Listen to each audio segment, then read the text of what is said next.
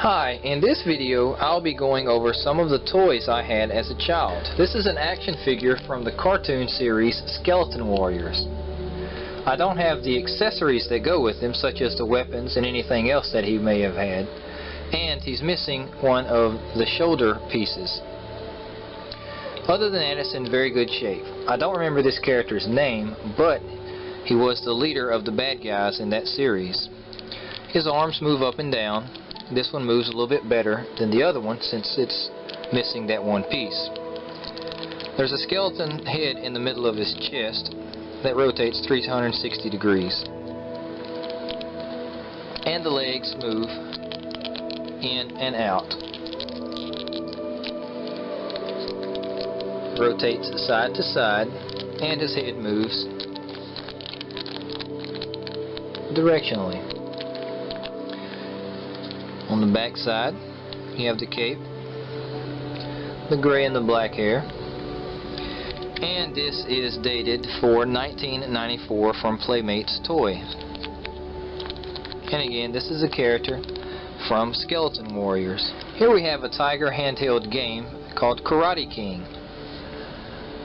I was drawn to this game because I was really into fighting games when they came out. Street Fighter and Mortal Kombat were some of my favorite video games. This game is different from the other Tiger games because the directional buttons were on the right side and the action buttons were on the left side. On most Tiger games, the directional button was on the left side and the action buttons were on the right side, similar to how a controller for a Nintendo or Super Nintendo was. This screen is also smaller than other Tiger games of the time. The buttons you have is off, sounds, player, on, and start. And you can see some hand-drawn cartoons representing the game as it's being played. On the back side, you have the speaker and the compartment where the batteries would go. Here you have the copyright date of 1988 Tiger Electronics. Here's a keychain of the GigaPet made by Tiger, and it's from Jurassic Park: The Lost World. You have your left and right arrow keys, your mode button, and your enter button.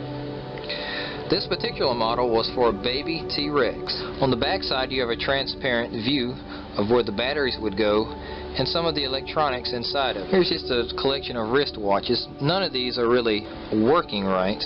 They're all old and the batteries have gone down in them. But this one is LA Express. Timex Ironman DataLink watch.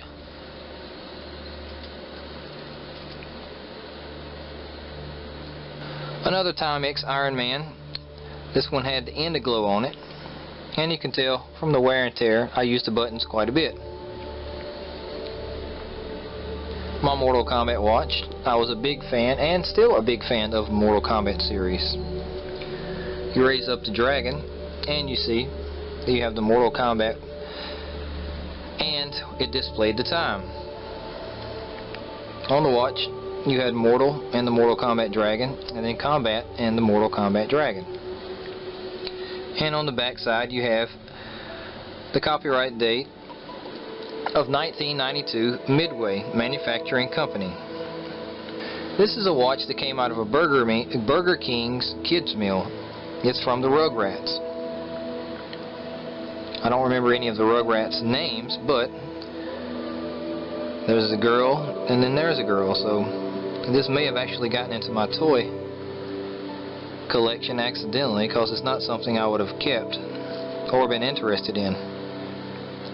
And it's recently added because the battery is still working.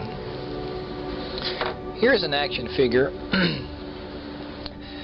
that is so old I do not remember where it came from, nor do I know what its name is. It's a static action figure. None of the legs move. It had a tail, but it broke off. It was made in Hong Kong, and it has a smell to it, almost like some type of cinnamon smell. I don't see a date on it either. One of my mini Transformers, one of the very few that survived. This one actually used to have 2 drill bits that came out because it was some type of a transformer or Autobot that moved the earth. If the legs are spring-loaded, they folded upward, exposing those 2 drills, and the arms acted as the wheels for the tank. There was a release button right here that allowed it to flip forward. The copyright, or the date was 1984. 1984 for that one. Here we have a Godzilla head that transforms into a playset. You have the earth that moved, or you could put all the movable pieces or removable pieces in. You have a destructible building that you could put together.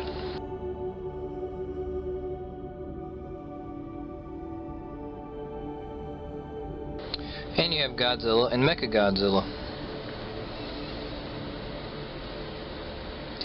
You have a little small excavation site.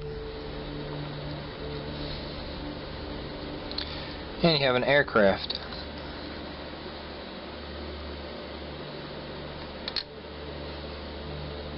Well, here you can see what it looks like when it's put together.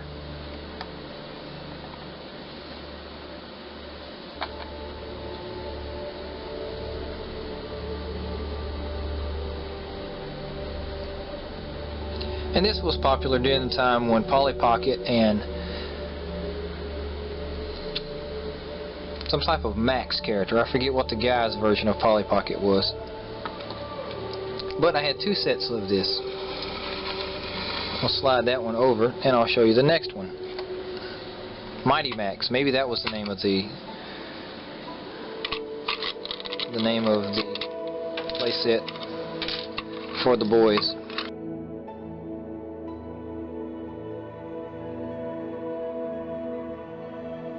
You have your Godzilla characters.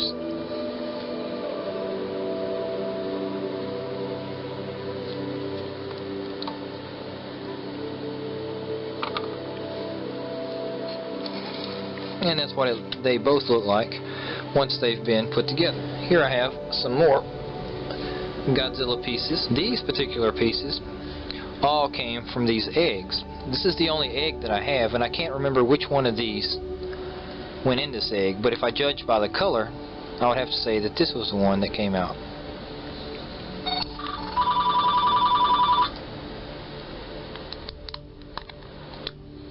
But you have the egg that cracks open, and it would have your Godzilla figure in it. And you have your Godzilla. This one is dated for 1994.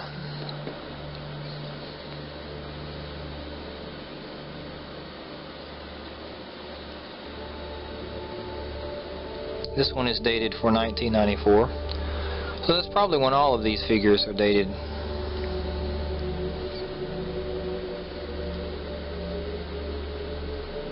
Yes, this one's 94 as well. And here are some that are a little bit larger.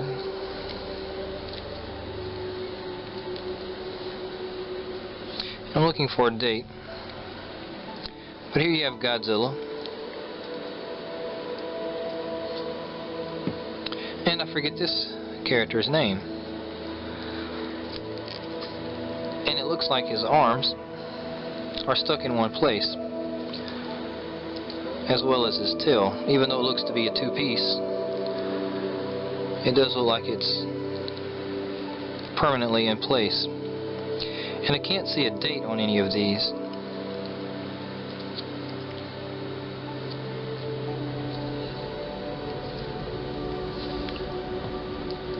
And my last Godzilla character is going to be this large one, which has movable legs, arms, and the tail is movable.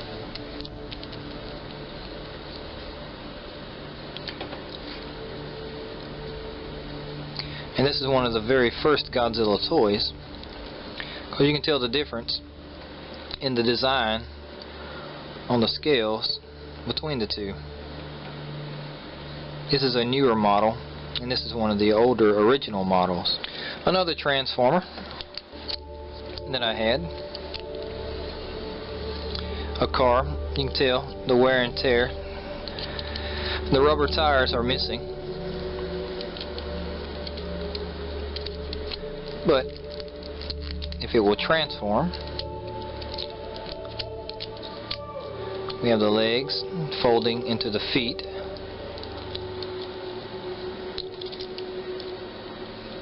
It is a little bit rusted, so it's not moving as easy as it was when I was playing with it regularly. The screws here have rusted,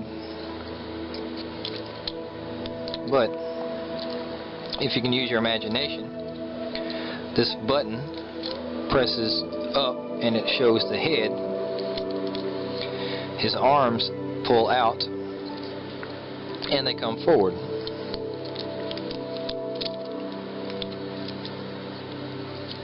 And then you would have the fully transformed robot.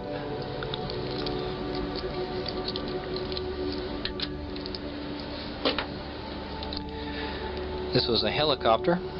I am missing the propeller, the front and the back propellers, but that's what it looked like in its helicopter form. And then to transform it, pull the legs down, open the arms. The propeller would actually be in his hand, and that would be one of his weapons. But you have articulating arms in and out, and legs that would move. Here we have a pterodactyl Transformer. Was a Decepticon.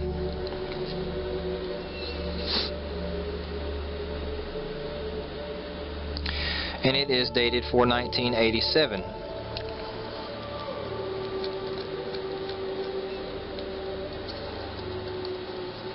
Used to be able to rub that and it would show up, but I guess the age has caused it to stop working. But if you folded his wings back, you could flip forward his arms, pull the beak down to expose his head, pull down for the legs, and there you have him transformed into the robot.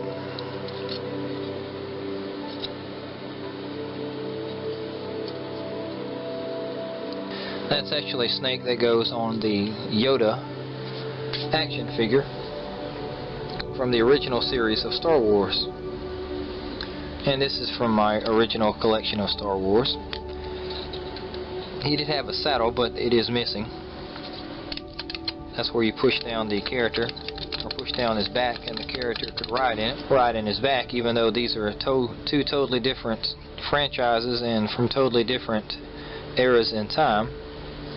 But that's what your Star Wars character would look like, riding in his back.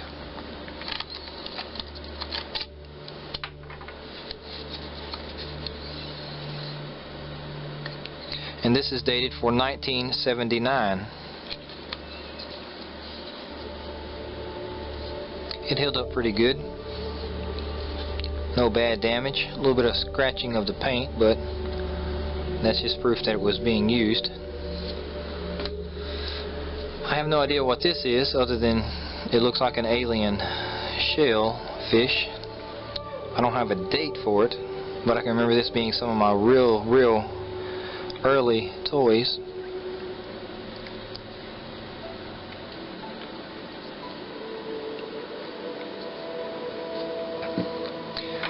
And here I have a Scorpion G.I. Joe character.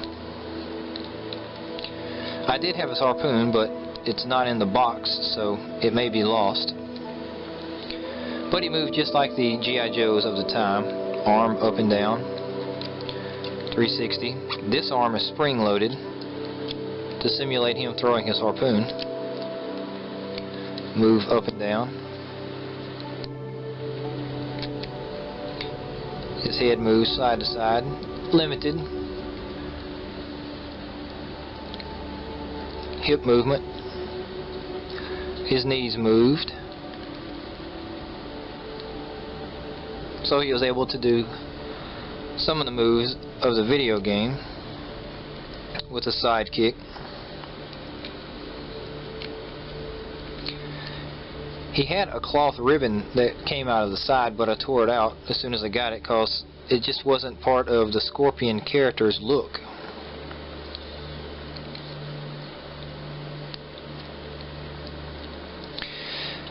And like I said, this is the snake that goes over Yoda, the very small action figure from the original series of Star Wars toys that I have. I'll put him in another video. Thank you for watching the video. I hope you've enjoyed it. I've enjoyed going back through the memories of my childhood as I look through these toys. And I'll do another video with other toys in it.